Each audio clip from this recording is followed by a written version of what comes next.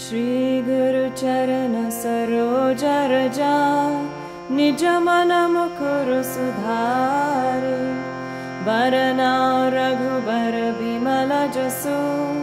जो दायक फल चारे बुद्धिहीन तनु जानिके सुमिरो पवन कुमार बल बुद्धि विद्या देहु मोहि